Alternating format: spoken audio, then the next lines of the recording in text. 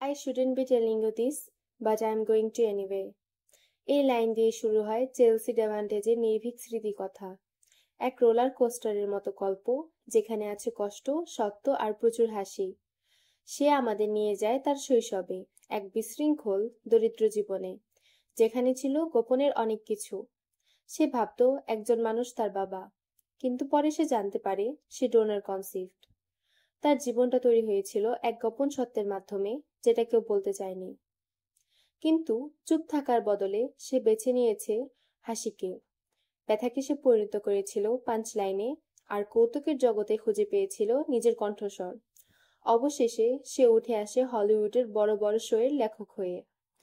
প্রতিটি অধ্যায়ে আমরা দেখি তার জীবনের নারীদের।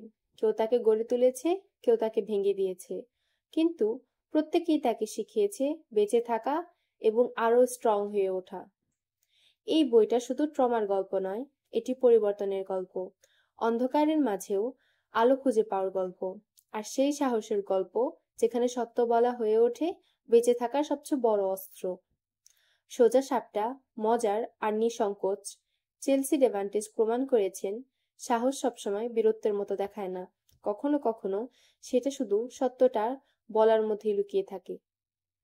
I shouldn't be telling you this, but I am going to anyway.